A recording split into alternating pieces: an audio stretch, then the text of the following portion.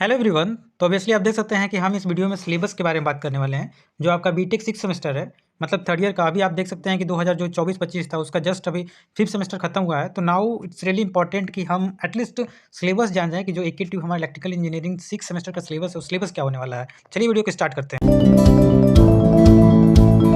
So now आप देख सकते हैं कि जो आपका एपीजे अब्दुल कलाम का ये मतलब सिलेबस है, उसको हमने डाउनलोड किया है, जो कि टोटली न्यू सिलेबस है, जो कि बेस्ड ऑन 24-25 सेशन है। तो हम इसको इस सिलेबस के बारे में बात करने वाले हैं। तो देखिए आपका ये 5th सेमेस्टर जिसमें हमने पावर कंट्रोल और मशीन के बारे में पढ़ा। तो ये मतलब जो हमारा 6 सेमेस्टर है, 6 सेमेस्टर में हम क्या नया पढ़ने वाले हैं, उसके बारे में देख लेते हैं एक बार कि हमारा सिलेबस कैसे डिज़ाइन है और क्या पढ़ने पढ़ने वाले हैं। तो सबसे पहले हम आपको बता दें कि इसमें पावर सिस्टम जो हम फर्स्ट पढ़े थे, यहाँ पे पावर सिस्टम हम सेकंड पढ़ने वाले हैं, और बिल्कुल ये भी 4 क्रेडिट का होने वाला है।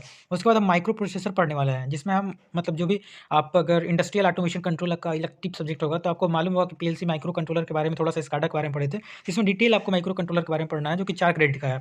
उसके बाद थर्ड अगर कोर सब्जेक्ट की बात करें तो वो पावर इलेक्ट्रॉनिक्स है।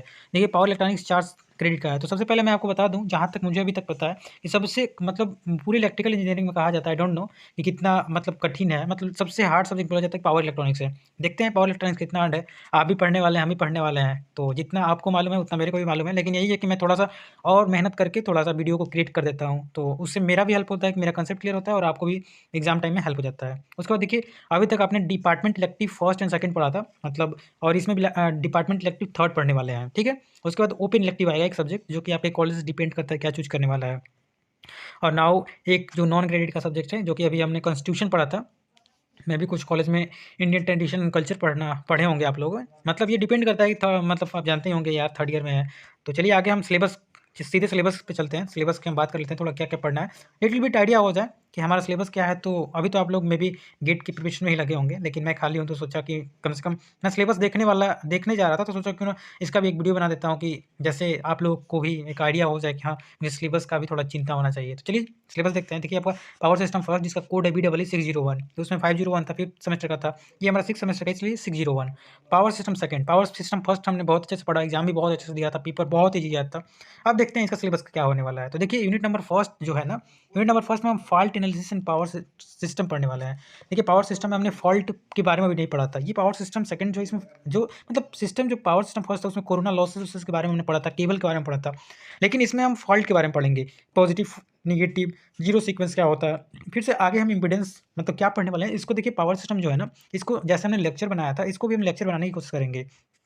और 6 सेमेस्टर में तो वन शॉट की बात मत कीजिए, क्योंकि वन शॉट तो बिल्कुल हम अच्छे से देने वाले हैं, क्योंकि हमने तो 5th सेमेस्टर में ट्राई किया था, जस्ट अपने को देखा था क्या मैं मतलब वन शॉट बना भी दे पाता हूँ या नहीं। लेकिन आप लोगों का इतना सपोर्ट मेरे लिए बहुत ही मोटिवेटिंग रहा। जैसे कि मैं 6 सेमेस्टर में बहुत अच्छा सा पीपीटी बनाने वाला हूँ, और पीपीटी एकदम शानदार होगा, बिल्कुल आपके according to exam point of view 100%। मैं तो 100% तो नहीं कर सकता, लेकिन 98% बिल्कुल आपके एग्जाम पॉइंट ऑफ व्यू से मतलब बिल्कुल अच्छा होगा।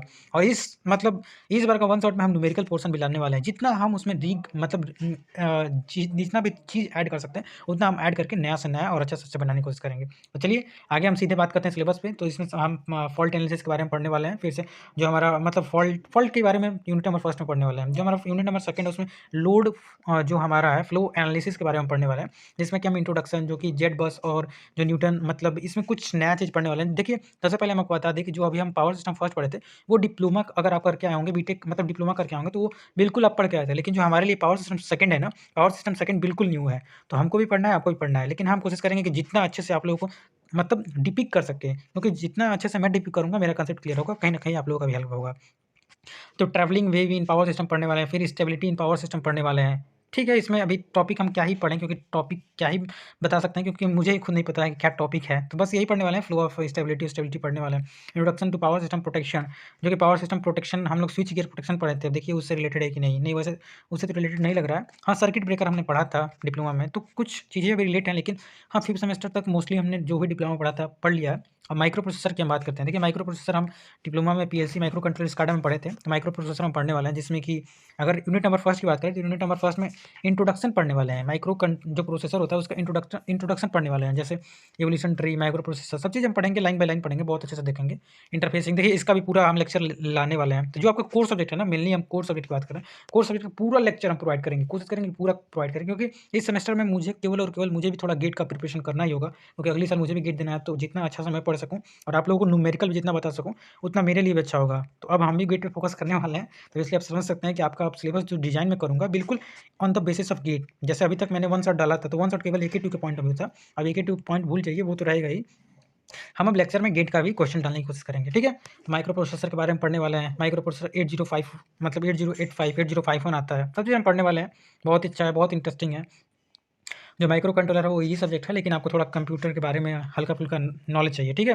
पेरीफेरल इंटरफेसिंग क्या होता है, पेरीफेरल डिवाइस क्या होता है, 80 मतलब कि जितने टाइप के माइक्रो कंट्रोलर होते हैं, उसके बारे में पढ़ने वाले हैं, ठीक है? तो अगर हम इसके बाद हम बात करें जो आपका पावर इलेक्ट्रॉनिक्स, देखिए जैसे हम शुरू में बात किए थे, जो पावर इलेक्ट्रॉनिक्स है ना, वो one of the hard subject माना जाता है in the electrical engineering. But मुझे नहीं लगता, क्योंकि देखिए हम अगर बात करें अपने डिप्लोमा की, तो डिप्लोमा में हमने मोस्फेट जे मतलब एचसीआर, ट्रैक, डायक, जो भी जीटीओ था, ये पढ़ा हुआ था। लेकिन अभी तक हम मतलब इतना तो नहीं जानते, लेकिन हाँ, जितना हमने सिलेबस अभी आप लोगों को बताने से पहले एक बार पढ़ा है, तो मुझे नहीं लगता कि इतना भी कठिन है, जितना हमारे मतलब सीनियर्स या जो सर पढ़ाते हैं उनसे सुनने को मिलता है कि बहुत ही कठिन है। लेकिन मुझे नहीं लगता कि उतना भी कठिन है, बहुत ही आसान ही है, क्योंकि इसमें कोई ज़्यादा नहीं पढ़ने वाला है। कन्वर्टर, साइक्लो कन्वर्टर क्या होता है, एसीआर, डायक क्या होता है, वही पढ़ने वाले हैं। फिर से एसी वोल्टेज कंट्रोलर क्या पढ़ने वाले हैं, साइक्लो कन्वर्टर, वही हमने जो बताया वही पढ़ने वाले हैं। तो साथ-साथ हम देख लेंगे, बस आप लोग देख लीजिए जो हम बता रहे हैं। मतलब यही आपका सिलेबस है, और सिलेबस आप एक बार हम कोशिश करेंगे कि हम टेलीग्राम पे डाउनलोड कर दें। उसके बाद यही है, मतलब आपका पावर सिस्टम सेकंड जो सिलेबस मतलब लैब है, लैब करने वाले हैं। तो बस यहीं तक हमारा थर्ड ईयर तक की सिलेबस अच्छे से डिज़ाइन है। उसके बाद अगर सिलेबस मतलब बात करें थर्ड ईयर में आप 90% कोई भी इंजीनियरिंग कर रहे हैं, आप खत्म कर लेते हैं, कि फोर्थ ईयर में थर्ड में 10% बचता है। तो लास्टली हम यही कहेंगे कि अभी आप स्टार्टिंग फेज़ में हैं, तो अगर आप मन बना लेंगे, तो 6 सेमेस्टर में बहुत अच्छा स्कोर कर सकते हैं।